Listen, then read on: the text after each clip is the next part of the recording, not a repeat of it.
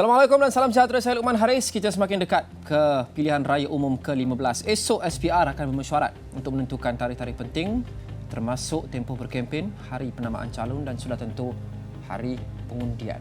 Tetapi sepanjang tempoh ini dan malah selepas itu, kami akan terus memberikan fokus kepada cerita rakyat lebih dari apa sahaja segala perkembangan politik atau percaturan strategi yang disusun oleh parti-parti.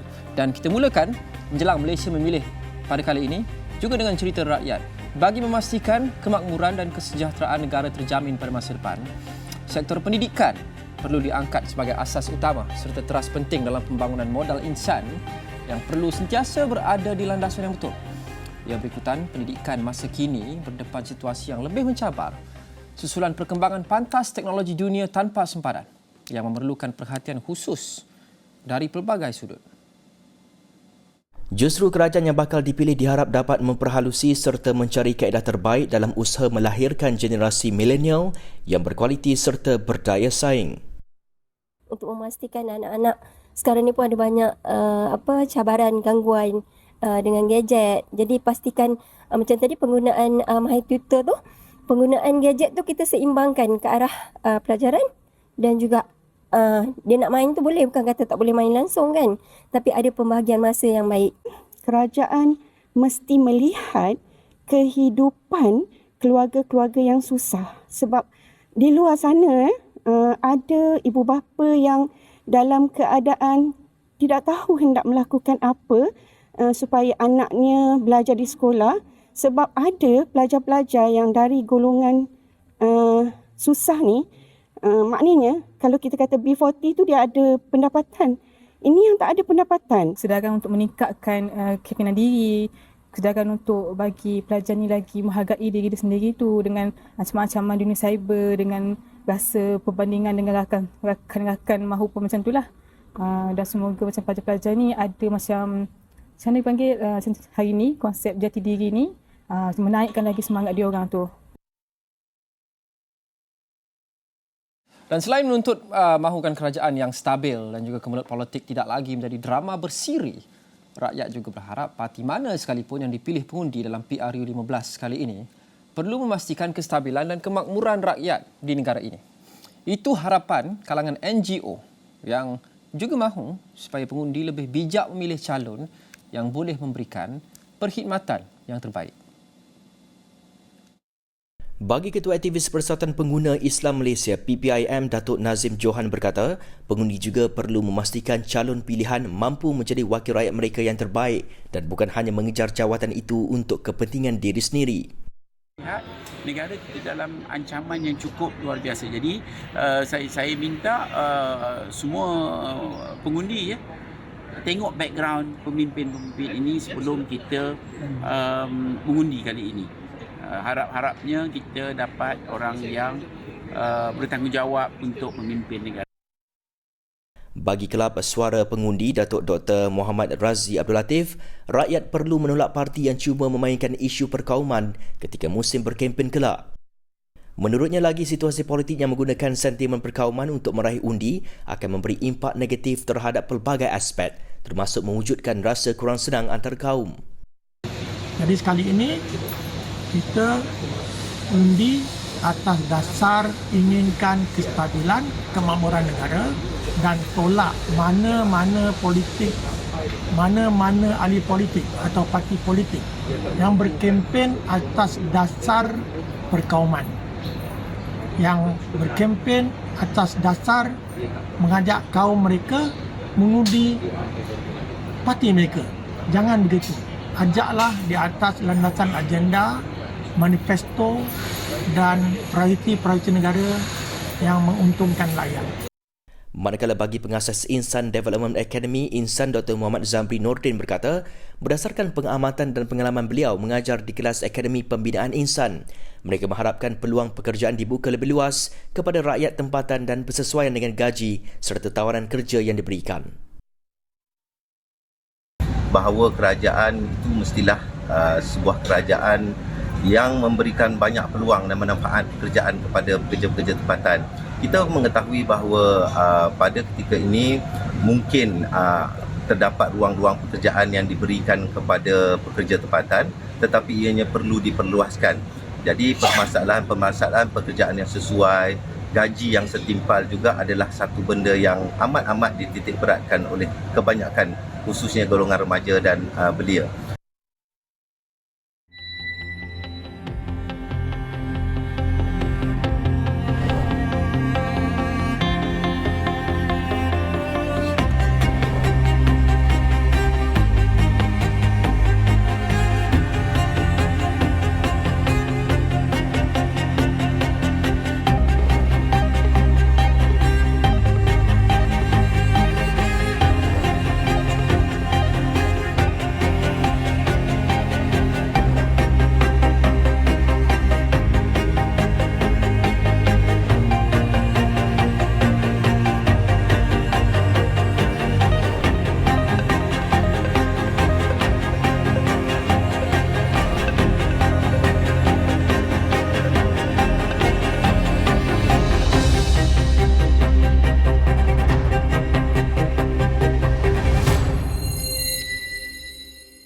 Baik, itu adalah kerangka pilihan raya, tempoh berkempen dan tarikh-tarikh penting yang kita boleh jangkakan. Dan sekarang tumpuan sudah pun terarah 100% kepada mesyuarat SPR yang akan diadakan esok, di mana Suruhanjaya Pilihan Raya akan mengumumkan tarikh-tarikh penting untuk PRU kita yang kali ini. Dan sudah tentu yang paling menarik perhatian adalah hari pengundian. Bila kita jangka rakyat akan turun untuk memilih kerajaan yang seterusnya. Itu kami sertakan di laman web mikrointeraktif kami undi.astroawani.com, dan ini dapatan kami setakat ini. Soalannya, jangkaan anda bila hari pengundian PRU 15? Setakat ini 37% yang paling ramai menjangkakan 12 hari bulan dan 32% menjangkakan 19 hari bulan ini, manakala 31% menjangkakan lebih awal 5 hari bulan November. Pilihan antara 5, 12 ataupun 19 November untuk hari mengundi. Anda masih lagi boleh memberikan jawapan dan juga input dan juga pendapat jangkaan anda. Pergi saja ke undi.astroawani.com. Setiap hari kami akan ada soalan baru. Kami akan bentangkan dapatan kami setiap hari dalam semua buletin. Tarikh-tarikh penting pilihan raya. Kenapa pemilihan tarikh ini sangat penting? Untuk memastikan demokrasi kita terus mantap. Saya mau berbincang bersama dengan Ketua Kluster Tadbir Urus dan Integriti UUM, Profesor Dr. Ahmad Martada Muhammad yang berada di talian sekarang. Prof, Assalamualaikum. Waalaikumsalam. Prof, kita jangkakan, adakah kita jangkakan corak yang sama, iaitu sebelum ini kita lihat sering kali dari tarikh pembubaran Parlimen kira-kira sebulan akan ada tempoh sebelum pilihan raya umum ataupun hari mengundi itu diadakan. Adakah kita jangkakan pattern yang sama pada kali ini, Prof? Ya, saya rasakan dalam masa yang sama juga akan berlaku. Kerana kita lihat apabila pembubaran dibuat, jadi bukan semua pihak yang bersedia. Jadi sudah tentulah pihak SPR juga maklum berkaitan perkara tersebut. Jadi jika ada ruang yang diberikan kepada semua parti-parti politik untuk bersedia, bagi saya ia lebih sesuai, kerana setiap parti perlu mengadakan gerak kerja mereka itu sendiri.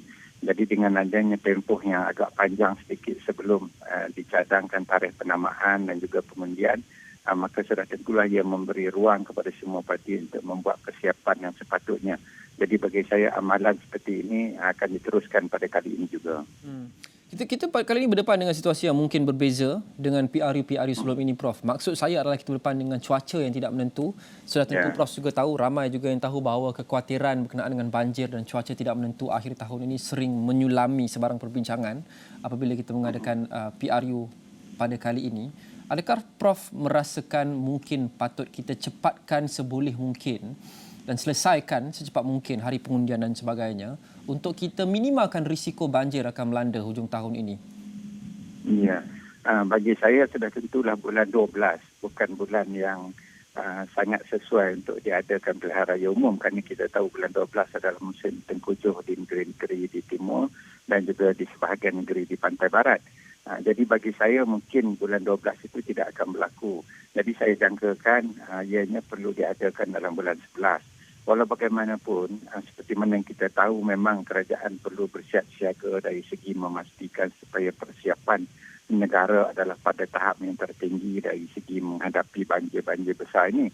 Tapi dalam masa yang sama juga kita perlu memberi ruang dan peluang kepada semua parti-parti untuk membuat persiapan yang sebaik mungkin bagi menghadapi pilihan raya. Jadi kita kena seimbangkan bahawa keperluan untuk menghadapi persediaan banjir dan juga keperluan bagi memastikan semua parti berada pada tahap yang sepatutnya supaya mereka juga boleh memastikan apa juga agenda-agenda yang akan mereka siapkan sebelum pilihan raya, manifesto dan juga penentuan calon dan sebagainya. Ini boleh dilakukan sebelum berlakunya penamaan calon. Jadi bagi saya, kedua-dua faktor ini perlu kita seimbangkan. Keperluan untuk negara bersedia menghadapi banjir dan juga keperluan untuk parti-parti yang akan bertanding itu telah membuat persediaan yang secukupnya. Penentuan tarikh dan hari itu juga amat penting untuk kita memastikan demokrasi kekal sihat. Seperti yang Prof sebut sudah tadi, ini terpecah kepada beberapa aspek. Kita memastikan kita berikan masa dan tempoh yang cukup untuk semua pihak membuat persediaan, untuk berkempen, untuk memperkenalkan diri dan polisi dan tawaran mereka kepada rakyat, dan juga hari di mana rakyat dijangka paling ramai dan paling mudah boleh turun mengundi, menunaikan tanggungjawab mereka. Semalam kita berbincang sedikit berkenaan ni Prof dengan penganalisis yang lain berkenaan hari pengundian. Pada pendapat Prof, hari pengundian apa yang paling sesuai dan yang terbaik untuk memastikan paling ramai orang boleh turun? Sudah tentulah hari Minggu. Bagi saya Sabtu atau Ahad merupakan hari yang terbaik. Kerana kita tahu kalau hari Minggu maka sudah tentulah lebih ramai pengundi-pengundi akan boleh turun untuk mengundi dan ini akan menaikkan lagi peratusan pengundian pada hari pilihan raya. Kerana kita tahu bahawa apabila hari bekerja, walaupun kerajaan telah menyatakan secara jelas semua majikan perlu memberi pelepasan, tetapi ada kalanya juga kadang-kala kekangan kerja, misalnya berada di luar kawasan untuk pulang dan juga dalam masa yang sama keperluan-keperluan pengangkutan, logistik yang lain juga. Ini kadang-kala menyukarkan pengundi-pengundi untuk turun mengundi. Jadi bagi saya sudah tentulah Sabtu bagi saya adalah satu tarikh yang sangat terbaik untuk memastikan bahawa peratusan mengundi itu boleh meningkat dan dalam masa yang sama memudahkan pengundi-pengundi untuk turun keluar mengundi. Sepanjang 3 PRU lepas, Prof, sejak tahun 2008 kita saksikan tempoh berkempen yang diberikan adalah sekitar dari 11 hingga ke 13 hari. Itu adakah Prof jangkakan corak yang sama juga? Ya, bagi saya sekali ini memang saya akan jangkakan tempoh 2 minggu akan diberikan kepada semua parti-parti untuk bersedia, terutama dalam melakukan kempen. Seperti mana yang saya katakan tadi, pembubaran yang telah dilakukan sehinggalah kepada hari pengundian memerlukan masa yang cukup.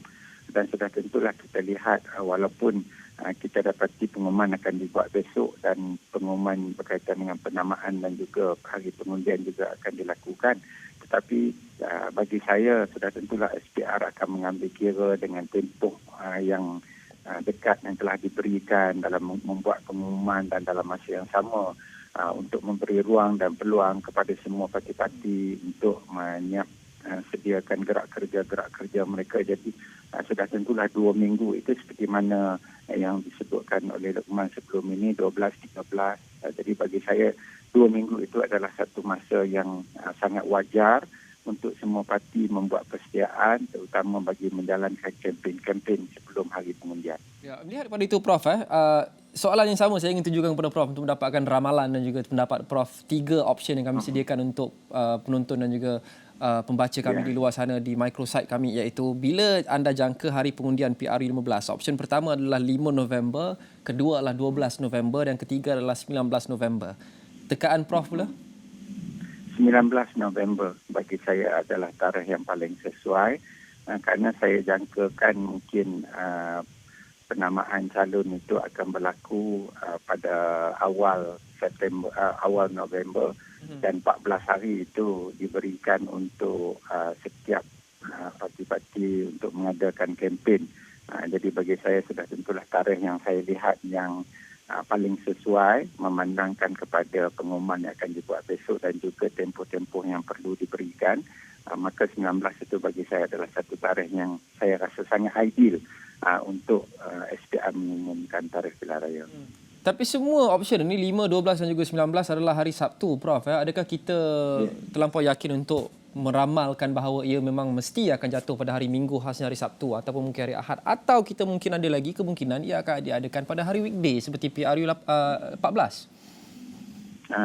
Bagi saya memang keputusan itu keputusan SPR, tetapi kita mengambil kira bahawa kalau kita lihat sebelum ini di PRN di Melaka, di Johor, peratusan mengundi itu agak kurang.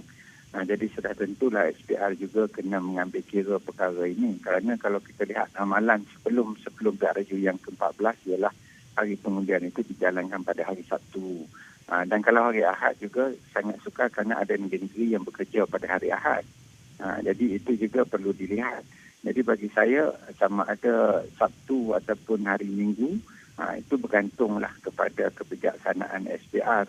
Tetapi kalau kita melihat kepada prestasi-prestasi berdasarkan kepada peratusan yang keluar mengundi, maka sudah tentulah sangat ideal, bukan semestinya tapi sangat ideal ianya dilaksanakan pada hari cuti, terutamanya pada hari Sabtu di mana semua negeri adalah hari cuti bagi semua pekerja. Ya, kami bekerja setiap hari tetapi tak apa, petugas media antara yang diberikan kelebihan ataupun peluang untuk mengundi secara pos. Bagi anda di luar sana yang mungkin layak untuk mengundi secara undi pos, pastikan anda mendaftar sebagai pengundi pos sebelum terlambat. Terima kasih Profesor Dr. Ahmad Martada Muhammad, Ketua Kluster Tadbir Urus dan Integriti UUM membincang berkenaan dengan tarikh-tarikh yang dijangka, tarikh-tarikh penting PRU 15 khasnya hari pengundian, dan mengapa penetapan tarikh itu sangat penting untuk memastikan demokrasi terus sihat dan mekar. Apapun, esok Suruhanjaya Pilihan Raya akan bertemu dan akhirnya kita akan tahu tarikh-tarikh yang penting ini, dan sudah tentu tumpuan paling terarah kepada hari pengundian. Kita harapkan akan jatuh pada hari Minggu, Sabtu ataupun Ahad, untuk memastikan ia memudahkan seramai mungkin pengundi untuk turun menunaikan tanggungjawab mereka. Kita berhenti rehat seketika, kita kembali selepas ini.